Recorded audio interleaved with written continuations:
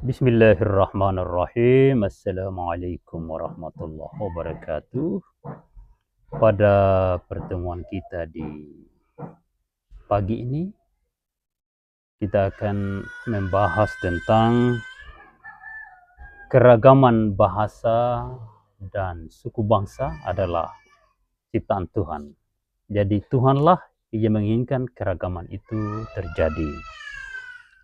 Di dalam surat Ar-Rum ayat 22, wa min ayatihi khalqus samawati wal ardi wa ikhtilafu alsinatikum wa alwanikum. Wa min ayatihi, dan di antara tanda-tanda atau ayat-ayat Tuhan. Jadi ayat-ayat Tuhan itu bukan nanti kitab suci. Keragaman hidup, keragaman bahasa dan suku itu bagian dari ayat-ayat Tuhan. Jadi di antara tanda-tanda atau ayat-ayat Tuhan adalah khalqus samawati wal ard, adalah penciptaan langit dan bumi, keberadaan langit dan bumi, dan segala keragaman nabati, keragaman hewan, keragaman tumbuhan yang ada di dalamnya. Waqtilafu alsinatikum, dan keragaman bahasa, keragaman ucapan lisan. Itu adalah ciptaan Tuhan, atau sesuatu yang memang didesain oleh Sang Pencipta alam semesta. Wa alwanikum, dan keragaman warna kulit. Ada yang warna coklat, ada yang warna agak terang-terang sedikit, ada yang warna kuning langsat, ada yang warna agak bule-bule. Itu semua Tuhan yang ciptakan, di mana semua itu adalah bertujuan untuk kita saling mengenal, untuk kita saling berkasih sayang, saling menghormati, dan saling membanggakan. Inna fi dzalika laayatil lil alimin. Yang demikian itu Allah ciptakan, dan demikian itu merupakan tanda-tanda bagi mereka yang mengerti. Ya, tanda-tanda bagi mereka yang memiliki ilmu pengetahuan, tanda-tanda bagi mereka yang melakukan penelitian, tanda-tanda mereka yang mau berpikir.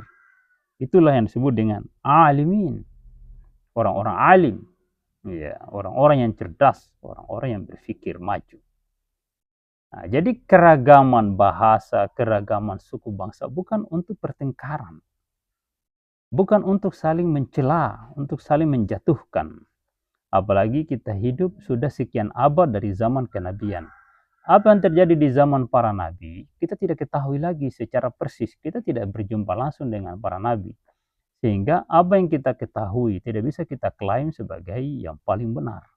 Olehnya itu, apa yang terjadi di hari ini, di mana dunia Islam dalam kondisi terjepit, kondisi terjajah, bahkan salah satu bagian dari dunia Islam yaitu Palestina digenosida oleh kelompok yang zalim, kelompok yang sangat arogan, kelompok yang sangat egois, kelompok yang ingin menghabisi bangsa Palestina, dan kemudian hadir sebuah bangsa yang menantang penjajahan itu, ingin membersihkan penjajahan di atas dunia, maka segenap penduduk dunia harus menghormati perjuangan mereka, terutama karena kita juga tidak mampu melakukan perjuangan seperti yang dilakukan oleh Iran. Jadi seperti apapun pemahaman bangsa Iran, ya kita hormati karena mereka mampu berjuang untuk keselamatan umat manusia di Palestina. Di Palestina itu bukan cuma orang Islam. Di sana banyak komunitas agama di sana. Di sana ada Muslim, ada Kristen, dan boleh jadi ada juga kelompok-kelompok lain yang kita tidak ketahui. Makanya apa yang terjadi di Palestina itu harus menjadi perhatian segenap umat manusia. Karena yang disakiti, yang dizolimi, yang dibantai itu adalah umat manusia yang lemah. Anak-anak, wanita yang dibantai. Kita semua umat manusia harus sadar bahwa kita punya ibu dan kita punya anak. Ibunya kita semua adalah wanita, tidak ada yang ibunya laki-laki. Dan di antara anak-anak kita juga ada wanita dan ada laki-laki yang harus kita lindungi. Nah, saat ini di Palestina itu mereka hidup sengsara, tergenosida, terbantai, terdiskriminasi, terjajah, diblokir segala bantuan. Dan yang memblokir itu justru negara-negara Arab yang beragama sama dengan masyarakat Palestina, bermazhab sama dengan masyarakat Palestina.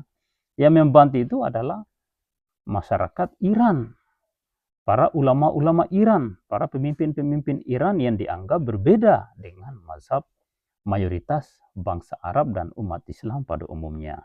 Akan tetapi hanya mereka yang mau mati untuk kepentingan dan kemerdekaan bangsa Palestina. Itu harus dihormati, jangan dilecehkan, jangan dicela. Karena keragaman dalam kehidupan umat manusia, baik itu keragaman agama, keragaman mazhab, keragaman bahasa, dan bentuk-bentuk ras umat manusia itu adalah ciptaan Tuhan. Sebagaimana yang dijelaskan Tuhan di dalam surat Al-Hujurat ayat 13. A'udzubillahi minasyaitonirrajim. Bismillahirrahmanirrahim. Ya ayuhan nasu inna khalaqnakum min zakari wa unsa wa ja'alnakum syu'uba wa qabaila lita'arafu. Wahai sekalian umat manusia, sesungguhnya kami telah menciptakan kalian semua dari seorang lelaki dan seorang wanita. Kemudian dari keduanya, waja'alnakum syu'uba wa qabaila lita'arafu. Kami jadikan kalian beragam bangsa dan beragam suku. Lita'arafu, agar kalian saling kenal mengenal. Bukan saling melecehkan, bukan saling menghina, bukan saling mencela, seakan-akan kitalah yang menjadi manusia yang terbaik, penghuni surga. Karena sampai hari ini mungkin belum ada yang masuk surga itu. Karena surga itu hanya bisa dilintasi setelah hari kiamat. Dan orang diadili dulu baru boleh dimasukkan di surga atau dimasukkan di neraka. Kullu nafsin za'iqatil maut. Setiap yang bernyawa pasti akan merasakan mati. Faman zuhziha 'anil nar, siapa yang selamat dari api neraka, wa udkhilal jannata, dan dimasukkan dalam surga, faqad faz, maka merekalah yang sukses. Jadi selama kita belum masuk surga, masih ada di dunia ini, jangan dulu mengklaim jadi kita yang paling benar. Karena yang paling benar itu adalah orang yang lolos masuk surga. Dan itu terjadi setelah pengadilan yang terakhir di hadapan yang maha adil, yaitu di hari kiamat nanti.